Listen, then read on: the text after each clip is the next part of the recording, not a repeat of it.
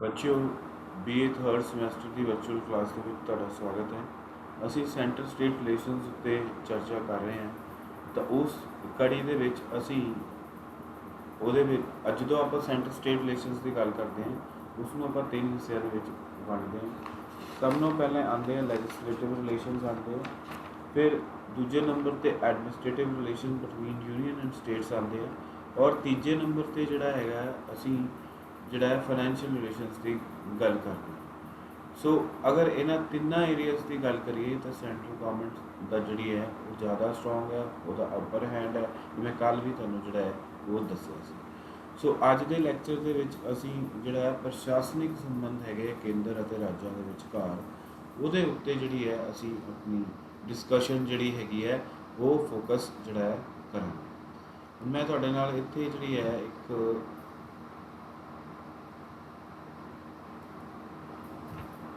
ਸੋ ਅੱਜ ਦਾ ਲੈਕਚਰ ਆਪਾਂ ਜਿਹੜਾ ਹੈਗਾ ਉਹ ਸ਼ੁਰੂ ਜਿਹੜਾ ਹੈ ਉਹ ਕਰਦੇ ਹਾਂ।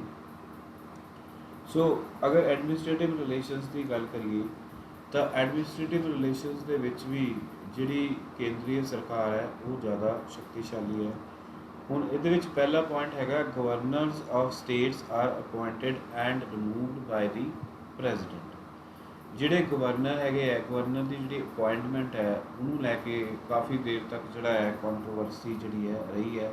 ਸੋ ਗਵਰਨਰ ਜਿਹੜੇ ਹੈ ਕੌਨਸਟੀਟਿਊਸ਼ਨਲ ਹੈੱਡ ਹੁੰਦਾ ਹੈ ਸਟੇਟ ਦੇ ਵਿੱਚ, ਪ੍ਰਾਂਤ ਦੇ ਵਿੱਚ, ਜਿਹਦੀ ਨਿਯੁਕਤੀ ਰਾਸ਼ਟਰਪਤੀ ਦੁਆਰਾ ਕੀਤੀ ਜਾਂਦੀ ਹੈ ਥਿਓਰੈਟੀਕਲੀ, ਪਰ ਇਨ ਪ੍ਰੈਕਟਿਸ ਇਹ ਹੈ ਕਿ ਪ੍ਰਧਾਨ ਮੰਤਰੀ ਔਰ ਉਸ ਦਾ ਮੰਤਰੀ ਮੰਡਲ ਜਿਹੜਾ ਹੈ ਗਵਰਨਰ ਲਾਉਣਾ ਚਾਹੁੰਦਾ ਹੈ। ਜਿਹੜੀ ਕੇਂਦਰ 'ਚ ਸਰਕਾਰ ਬੈਠੀ ਹੁੰਦੀ ਹੈ ਉਸ ਵਿਅਕਤੀ ਨੂੰ ਗਵਰਨਰ ਬਣਾਇਆ ਜਾਂਦਾ ਹੈ। ਪ੍ਰਧਾਨ ਮੰਤਰੀ ਜਿਸ ਨੂੰ ਮਨਜ਼ੂਰੀ ਦਿੰਦਾ ਹੈ, ਜਾਂ ਮੰਤਰੀ ਮੰਡਲ ਪ੍ਰਧਾਨ ਮੰਤਰੀ ਜਿਹੜਾ ਹੈ ਔਰ ਉਸ ਦਾ ਜਿਹੜਾ ਨਾਮਜ਼ਦ ਕਰਦਾ ਉਹਨੂੰ ਜਿਹੜਾ ਹੈਗਾ ਬਣਾਇਆ ਜਾਂਦਾ, ਗਵਰਨਰ ਬਣਾਇਆ ਜਾਂਦਾ। ਸੋ ਇੱਥੇ ਜਿਹੜਾ ਹੈਗਾ constitutional head of centre at the time of funding.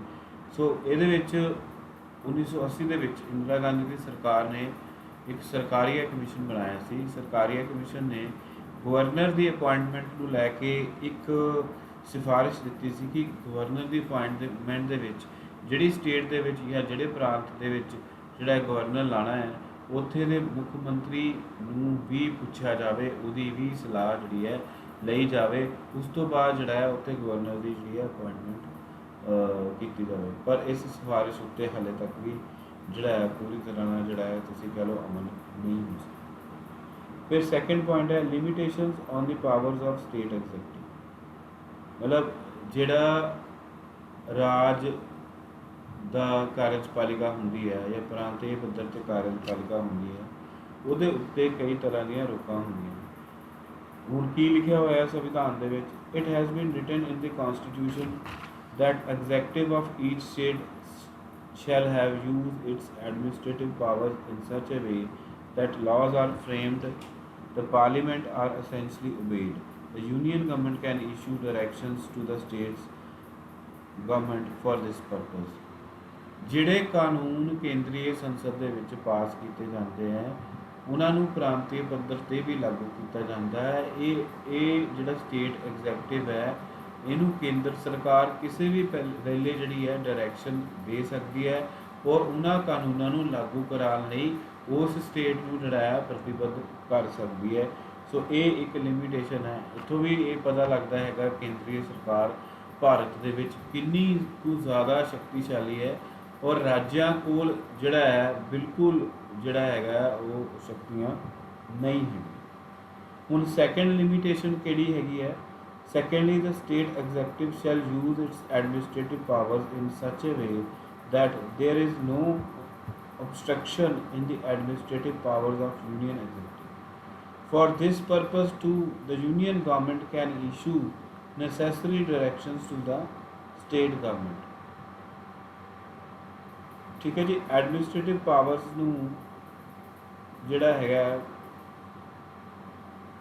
ਇਸ ਤਰ੍ਹਾਂ ਨਾਲ ਯੂਜ਼ ਕੀਤਾ ਜਾਵੇ ਪ੍ਰਸ਼ਾਸਨਿਕ ਸ਼ਕਤੀਆਂ, ਤਾਂ ਕਿ ਕੇਂਦਰੀ ਸੰਸਦ ਦੀ ਕਿਸੇ ਵੀ ਪ੍ਰਕਾਰ ਨਾਲ ਜਿਹੜੀ ਹੈ ਉਹ ਉਲੰਘਣਾ ਨਾ ਹੋ ਸਕੇ। ਫਿਰ responsibility for construction and maintenance of means of communication ਜਿਹੜੀ ਹੈ ਉਹ ਇੱਕ ਸੈਂਟਰਲ ਸਬਜੈਕਟ ਹੈ।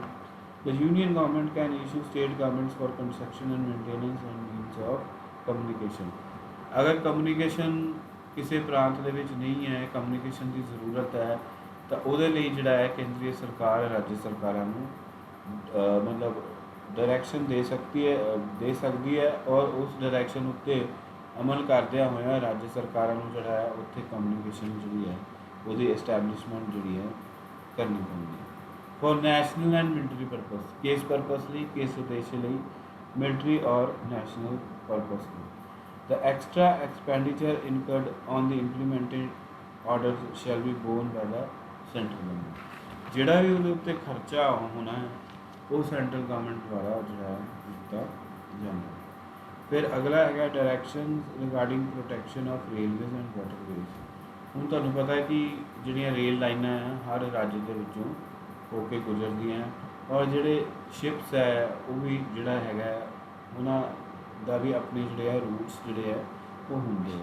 ਸੋ ਇਸ ਸੰਬੰਧ ਦੇ ਵਿੱਚ ਵੀ ਜਿਹੜੀ ਕੇਂਦਰੀ ਸਰਕਾਰ ਹੈ ਉਹ ਰਾਜ ਸਰਕਾਰਾਂ ਨੂੰ ਨਿਰਦੇਸ਼ ਦੇ ਸਕਦੀ ਹੈ ਕਿ ਜਿਹੜੇ ਰਾਜਾਂ 'ਚੋਂ ਰੇਲ ਲਾਈਨਾਂ ਅਤੇ ਵਾਟਰਵੇਜ਼ ਦੀ ਜਿਹੜੀ ਵਿਵਸਥਾ ਹੈ ਗੁਜ਼ਰ ਰਹੀ ਹੈ ਉਹ ਦੋਨਾਂ ਚੀਜ਼ਾਂ ਨੂੰ ਜਿਹੜੀ ਪ੍ਰੋਟੈਕਸ਼ਨ ਕਰਨਾ ਜਿਹੜਾ ਹੈ ਉਹ ਰਾਜ ਸਰਕਾਰਾਂ ਦਾ ਕੰਮ ਹੁੰਦਾ ਹੈ ਔਰ ਕੇਂਦਰ ਸਰਕਾਰ ਉਸ ਵਾਸਤੇ ਰਾਜ ਸਰਕਾਰਾਂ ਨੂੰ ਜਿਹੜਾ ਹੈਗਾ ਉਹ ਪ੍ਰਤੀਬੱਧ ਜਿਹੜਾ ਹੈ ਕਰ ਸਕਦੀ ਹੈ। ਫਿਰ ਉਸ ਤੋਂ ਬਾਅਦ ਅਗਲਾ ਹੈਗਾ ਜੀ provision regarding interesting union functions to the states। The president with consultation of the concerned state government can interest the right to perform administrative function of union government। ਮਤਲਬ ਜਿਹੜੇ ਵੀ ਪ੍ਰਸ਼ਾਸਨਿਕ ਕਾਰਜ ਹੈਗੇ ਹੈ ਕੇਂਦਰੀ ਸਰਕਾਰ ਉਸ ਲਈ ਉਸ ਵਿੱਚ ਕੇਂਦਰੀ ਸਰਕਾਰ ਦਾ ਅਪਰ ਹੈਂਡ ਹੈ ਔਰ ਕੇਂਦਰੀ ਸਰਕਾਰ ਪ੍ਰਾਂਤੀय ਸਰਕਾਰਾਂ ਨੂੰ ਹਰ ਪ੍ਰਕਾਰ ਨਾਲ ਜਿਹੜਾ ਹੈ ਪ੍ਰਤੀਬੱਧ ਜਿਹੜਾ ਹੈ ਕਰ ਸਕਦੀਆਂ ਹੈ ਕਿ ਉਹਨਾਂ ਨੂੰ ਇਹ ਕਾਰਜ ਜਿਹੜੇ ਹੈਗੇ ਆ ਉਹ ਕਰਨੇ ਚਾਹੀਦੇ ਆ ਜਾਂ ਕਰਨੇ ਪੈਂਦੇ। ਠੀਕ ਹੈ। ਹੁਣ ਉਸ ਤੋਂ ਬਾਅਦ protection of federal property in states. ਜਿਹੜੀ ਫੈਡਰਲ ਪ੍ਰਾਪਰਟੀ ਦਾ ਮਤਲਬ ਹੋ ਗਿਆ ਜਿਹੜੇ ਕੇਂਦਰੀ ਸਰਕਾਰ ਦੇ ਸੰਸਾਧਨ ਹੈ ਜਾਂ ਸਾਧਨ ਹੈ ਉਹਨਾਂ ਦੀ ਪ੍ਰੋਟੈਕਸ਼ਨ ਦੀ ਜ਼ਿੰਮੇਵਾਰੀ, ਉਹਨਾਂ ਦੇ ਰੱਖ ਰਖਾਵ ਦੀ ਜ਼ਿੰਮੇਵਾਰੀ ਜਿਹੜਾ ਹੈ ਕਿਹਦੀ ਹੈਗੀ ਹੈ ਰਾਜ ਸਰਕਾਰਾਂ ਦੀਆਂ ਔਰ ਰਾਜ ਸਰਕਾਰਾਂ ਇਸ ਨੂੰ ਕਰਨ ਲਈ ਕੇਂਦਰ ਸਰਕਾਰ ਜਿਹੜੀ ਹੈ ਵਾਰੀ-ਵਾਰੀ ਜਿਹੜਾ ਹੈ ਉਹ ਨਿਰਦੇਸ਼ ਜਾਰੀ ਕਰਦੀ ਹੈ ਔਰ ਉਸ ਨੂੰ ਮਜਬੂਰ ਕਰਦੀ ਹੈ, ਪ੍ਰਤੀਬੱਧ ਕਰਦੀ ਹੈ ਕਿ ਉਹ ਹਰ ਜਿਹੜਾ ਇੱਦਾਂ ਦਾ ਕਾਰਜ ਜਿਹੜਾ ਹੈ ਉਸ ਨੂੰ ਸਿਰ ਅੰਜਾਮ ਜਿਹੜਾ ਹੈ ਚੜਾਏ। All the time of emergency due to war, external rebellion. ਠੀਕ ਹੈ ਜੀ। 352 ਠੀਕ ਹੈ। ਫਿਰ 356 ਫਿਰ ਆਲ ਇੰਡੀਆ ਸਰਵਿਸ ਕ੍ਰੀਏਟ ਕਰ ਸਕਦੀ ਸੈਂਟਰਲ ਗਵਰਨਮੈਂਟ 312 ਦੇ ਅਧੀਨ ਰਾਜ ਸਭਾ ਦੇ ਵਿੱਚ ਜਿਹੜਾ ਹੈ ਰੈਜ਼ੋਲੂਸ਼ਨ ਜਿਹੜਾ ਹੈ ਪਾਸ ਕਰਕੇ। ਫਿਰ ਸੈਂਟਰ ਕੋਲ ਇੱਕ ਹੋਰ ਪਾਵਰ ਹੈਗੀ ਹੈ 355 ਦੇ ਅਧੀਨ ਜਿਹਦੇ ਵਿੱਚ ਅਗਰ ਕਿਸੇ ਵੀ ਸਟੇਟ ਦੇ ਵਿੱਚ ਇਲੈਕਸ਼ਨਸ ਹੋਣੇ ਆ ਜਾਂ ਕਿਸੇ ਵੀ ਸਟੇਟ ਦੇ ਵਿੱਚ ਗੜਬੜੀ ਹੁੰਦੀ ਹੈ ਤੇ ਸੈਂਟਰਲ ਗਵਰਨਮੈਂਟ ਜਿਹੜੀਆਂ ਸੈਂਟਰ ਫੋਰਸਿਸ ਜਿਹੜੀਆਂ ਉੱਥੇ ਡਿਪਲੋਏ ਜਿਹੜੀਆਂ ਕਰ ਸਕਦੀ ਹੈ। ਸੋ ਇਹ ਜਿਹੜੇ ਸਾਰੇ ਪੁਆਇੰਟ ਸੀਗੇ ਇਹ ਪ੍ਰਸ਼ਾਸਨਿਕ ਸੰਬੰਧਾਂ ਦੇ ਵਿੱਚ ਆਉਂਦੇ ਸੀ।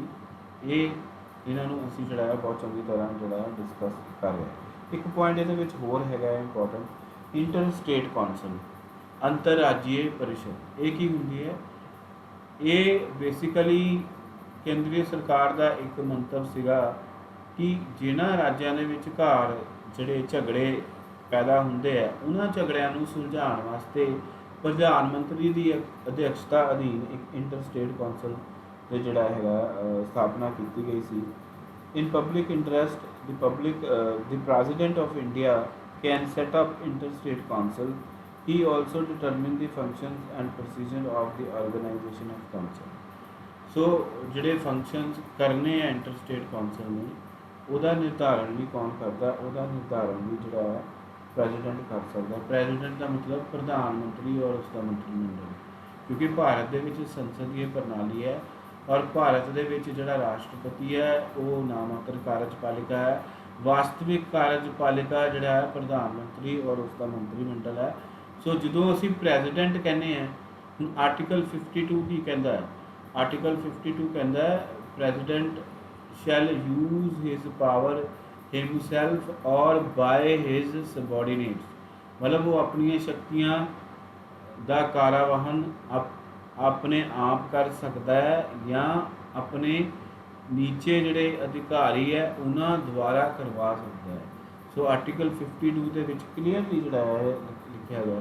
ਸੋ ਜਦੋਂ ਅਸੀਂ ਕਹਿੰਦੇ ਹਾਂ ਪ੍ਰੈਜ਼ੀਡੈਂਟ ਦਾ ਮਤਲਬ ਇੱਥੇ ਹੈਗਾ ਹੈ ਕਿ ਰਾਸ਼ਟਰਪਤੀ ਪ੍ਰਧਾਨ ਮੰਤਰੀ ਔਰ ਉਸ ਦਾ ਮੰਤਰੀ ਮੰਡਲ ਦੀ ਸਿਫਾਰਿਸ਼ 'ਤੇ ਕੰਮ ਕਰਨ ਲਈ ਪ੍ਰਤੀਬੱਧ ਹੈ। ਧਾਰਾ 74 ਧਾਰਾ 78 ਧਾਰਾ 78 ਦੇ ਵਿੱਚ ਪ੍ਰਧਾਨ ਮੰਤਰੀ ਔਰ ਉਸ ਦਾ ਮੰਤਰੀ ਮੰਡਲ ਜਿਹੜੇ ਕੰਮ ਕਰਦਾ ਹੈ ਉਹਨਾਂ ਕੰਮਾਂ ਵਾਸਤੇ ਜਿਹੜਾ ਹੈਗਾ ਉਸ ਨੂੰ ਉਹਦੀ ਜਾਣਕਾਰੀ ਰਾਸ਼ਟਰਪਤੀ ਨੂੰ ਸਮੇਂ ਤੋਂ ਸਮੇਂ ਤੱਕ ਦੇਣੀ ਹੁੰਦੀ ਹੈ, ਮਤਲਬ ਸਮੇਂ-ਸਮੇਂ 'ਤੇ ਦੇਣੀ ਹੁੰਦੀ ਹੈ। ਜੋ ਵੀ ਕਾਰਜ ਜਿਹੜਾ ਹੈ ਵਾਸਤਵਿਕ ਕਾਰਜਪਾਲਿਕਾ ਜਿਹੜਾ ਹੈ ਕੰਮ ਕਰਦੀ ਹੈ, ਕਿਉਂਕਿ ਹੈਡ ਆਫ ਗਵਰਨਮੈਂਟ ਪ੍ਰਧਾਨ ਮੰਤਰੀ ਔਰ ਉਸ ਦਾ ਮੰਤਰੀ ਮੰਡਲ ਹੁੰਦਾ ਹੈ। ਜਿਹੜੀ ਸ਼ਾਸਨ ਦੀ ਬਾਗਡੋਰ ਹੈ ਪ੍ਰਧਾਨ ਮੰਤਰੀ ਔਰ ਉਸ ਦੇ ਮੰਤਰੀ ਮੰਡਲ ਤੋਂ ਹੁੰਦੀ ਹੈ, ਜਦ ਕਿ ਜਿਹੜੇ ਨਾਮਾਤਰ ਕਾਰਜਪਾਲਿਕਾ ਜਾਂ ਹੈੱਡ ਆਫ ਸਟੇਟ ਹੈ ਉਹ ਰਾਸ਼ਟਰਪਤੀ ਹੈ ਸਾਡੇ ਦੇਸ਼ ਦੇ ਵਿੱਚ। ਹੁਣ ਇੰਟਰਸਟੇਟ ਕੌਂਸਲ ਕਿਹੜੇ ਕੰਮ ਕਰਦੀ ਹੈ? To look into interstate disputes and give suggestions to settle them, to look into and discuss those subjects which are common, which the common interest of all or some states and union, more than one states are involved। ਸੋ ਜਿੱਥੇ ਜਿਹੜਾ ਕੋਈ ਵਿਵਾਦ ਪੈਦਾ ਹੁੰਦਾ ਇੱਕ ਅਤੇ ਇੱਕ ਤੋਂ ਵੱਧ ਰਾਜ ਅਤੇ ਯੂਨੀਅਨ ਸਰਕਾਰ ਯੂਨੀਅਨ ਗਵਰਨਮੈਂਟ ਦੇ ਵਿੱਚ, ਫਿਰ ਦੋ ਜਾਂ ਦੋ ਤੋਂ ਵੱਧ ਰਾਜਾਂ ਦੇ ਵਿੱਚ, ਸੋ ਉਹਨੂੰ ਸੁਲਝਾਉਣ ਦੀ ਕੋਸ਼ਿਸ਼ ਜਿਹੜੀ ਹੈ ਇੰਟਰਸਟੇਟ ਕੌਂਸਲ ਦੇ ਵਿੱਚ ਜਿਹੜੀ ਹੈ ਉਹ ਕੀਤੀ ਜਾਂਦੀ। ਉਸ ਤੋਂ ਬਾਅਦ ਨੈਕਸਟ ਪੁਆਇੰਟ ਹੈਗਾ, ਲਾਸਟ ਪੁਆਇੰਟ ਇਹਦੇ ਵਿੱਚ ਹੈਗਾ to make recommendation about the subject of common interest, especially about the better coordination of policy and action of the subject, better coordination of the policy or subjects ਦੇ ਵਿੱਚ ਜਿਹੜਾ ਹੈ ਇਹ interstate council ਜਿਹੜੀ ਹੈ ਕੰਮ ਕਰਦੀ ਹੈ। ਸੋ ਮੈਂ ਅੱਜ ਦਾ ਆਪਣਾ ਲੈਕਚਰ ਜਿਹੜਾ ਹੈ ਇੱਥੇ ਹੀ ਵਿਰਾਮ ਦਿੰਦਾ। ਸੋ ਕੱਲ੍ਹ ਦੇ ਲੈਕਚਰ ਦੇ ਵਿੱਚ ਹੁਣ ਮੰਡੇ ਨੂੰ ਅਸੀਂ ਜਿਹੜਾ ਹੈ ਵਿੱਤੀ ਸੰਬੰਧ ਜਿਹੜੇ ਹੈਗੇ ਆ ਕੇਂਦਰ ਅਤੇ ਰਾਜ ਸਰਕਾਰਾਂ ਦੇ ਵਿਚਕਾਰ ਉਹਦੇ ਉੱਤੇ ਜਿਹੜਾ ਅਸੀਂ ਫੋਕਸ ਕਰਾਂਗੇ ਜਾਂ ਉਹਦੇ ਉੱਤੇ ਚਰਚਾ ਕਰਾਂਗੇ। ਇਹ ਲੈਕਚਰ ਬਹੁਤ ਧਿਆਨ ਨਾਲ ਸੁਣਿਓ। ਅਗਰ ਕੋਈ ਚੀਜ਼ ਨਹੀਂ ਸਮਝ ਲੱਗਦੀ ਤੇ ਮੈਂ ਮੰਡੇ ਜਾਂ ਟਿਊਜ਼ਡੇ ਨੂੰ ਤੁਹਾਡੀ ਜਿਹੜੀ ਹੈ ਲਾਈਵ ਕਲਾਸ ਲਾਊਂਗਾ, ਉਹਦੇ ਵਿੱਚ ਤੁਸੀਂ ਡਿਸਕਸ ਜਿਹੜਾ ਮੇਰੇ ਨਾਲ ਕਰ ਸਕਦੇ। Thank you.